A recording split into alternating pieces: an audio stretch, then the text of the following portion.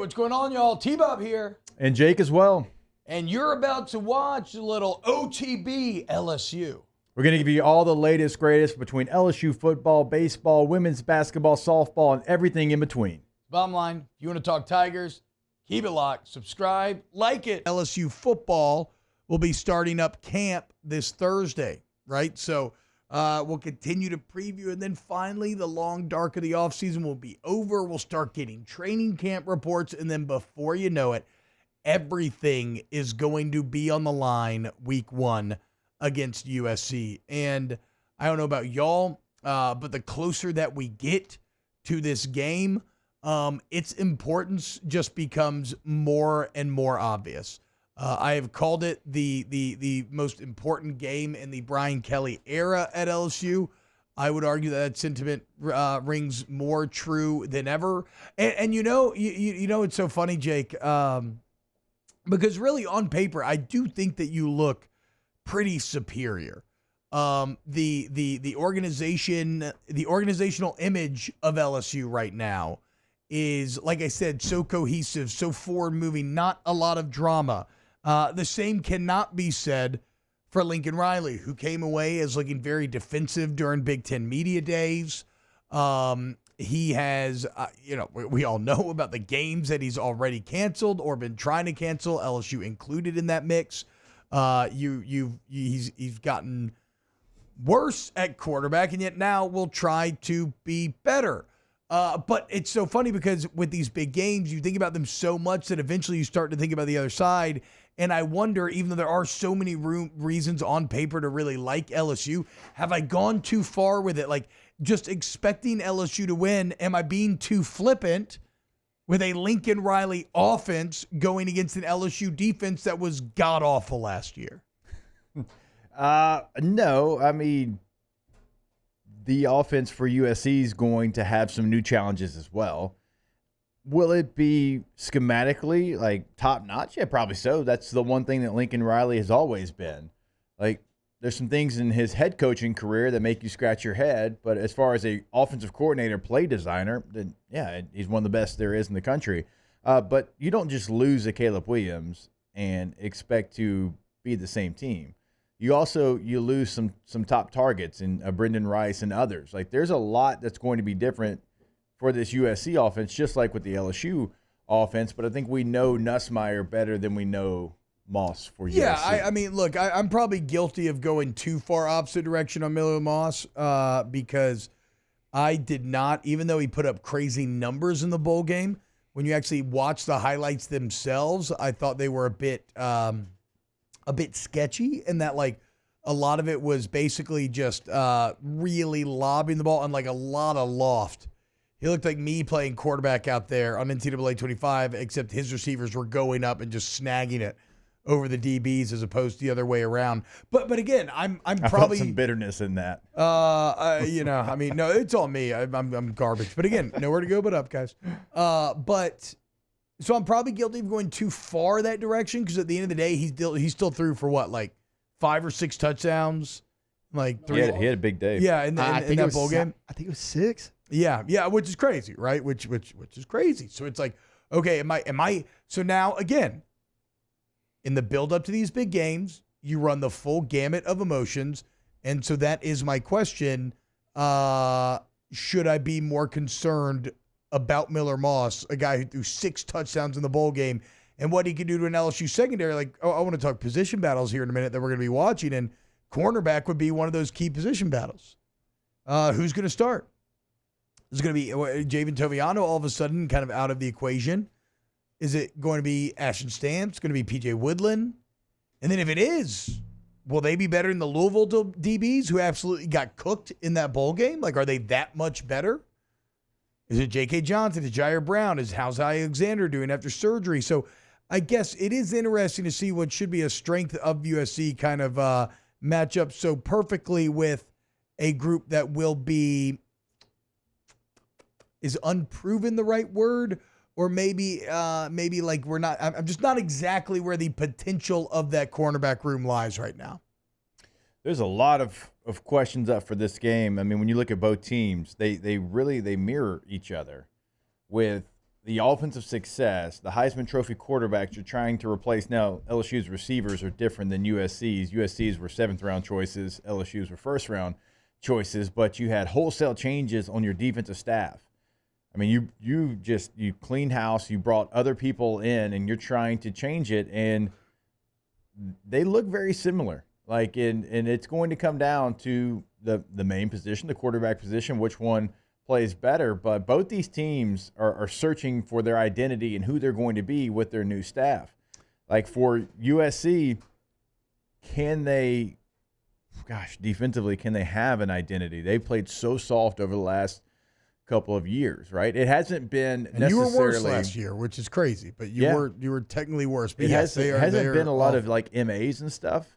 Like LSU had a ton of MAs. Like nobody was on the same page. Communication was so poor. That's tackling true. was as well, but the USC question was physicality in a lot of cases. If they played a physical football team, if they played Utah, if they played Tulane, if they played somebody that came right at them, they struggled with that.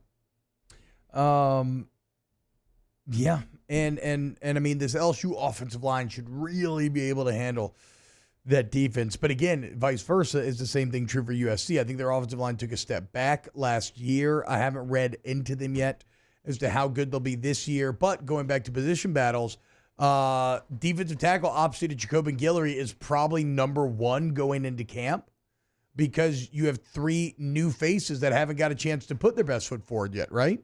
You got Gio Paez, the Wisconsin transfer, Javier Suggs, the Grand Valley State transfer, and then, of course, the 5-star Dominic McKinley. And remember, Brian Kelly was stumping for this group at SEC Media Day, saying that, look, we have enough there to accomplish our goals. But I wonder, it's usually pretty, it's tough. It's a tough ask for someone to come in at fall camp after having missed spring and immediately win that starting job. But do we feel like who's ever opposite of Jacob Guillory, will it be one of those 3 new guys? Probably not at the beginning of the season. You know how like beginning of the season you'll So who play. else is it then though? I'm trying to remember. I mean, Chemo? McAneole? Oh, okay, yep. You still got Jalen Lee. Is Jalen Lee in line?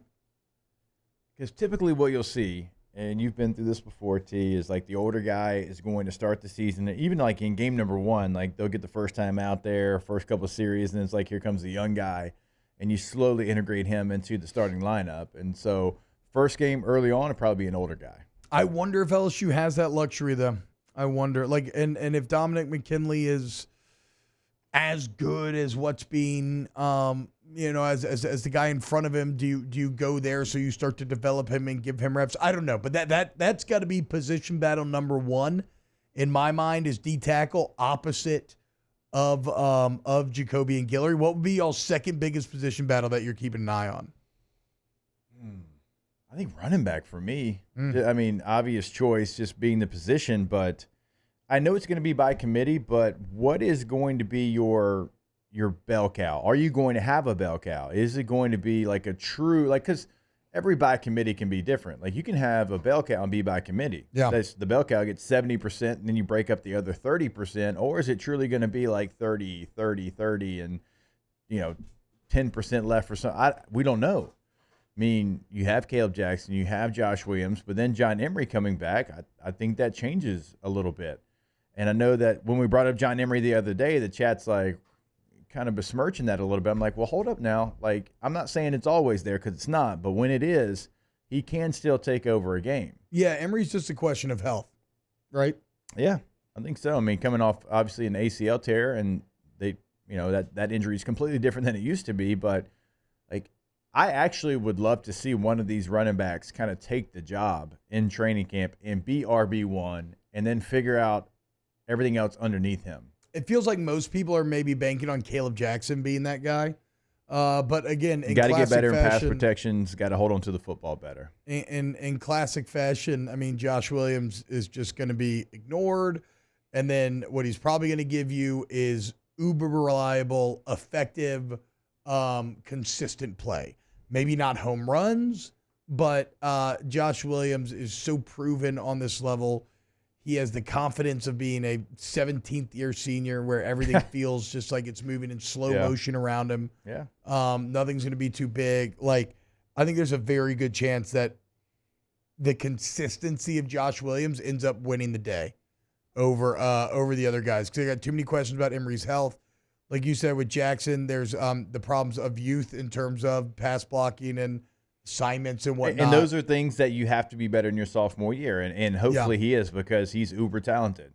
But that gets you so far. And, you know, he's putting the work in, but you have to make sure the minor details of those things, ball security, especially when you're a back that is a physical back and you want to punish the defense. That's when you have to be aware of your ball security more than any other time, because you're having collisions with the defense, right? It was something that I had to learn. It's like, no, hey, when you're about to try to lower the boomstick, man, you've got to make sure that thing is high and tight, like last check in before you go in, or you're going to have a fumbling issue. And I know pass protection's not what it used to be as far as the assignments or the responsibilities in college football like it used to be. You used to have more pro-style offenses where it was something you had to make sure.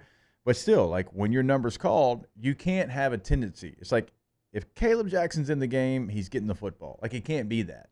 And so that's his challenge this camp, is to prove that he can do things without the football because, like you said, you know Josh Williams is going to do those things. So I still kind of view Josh as RB1.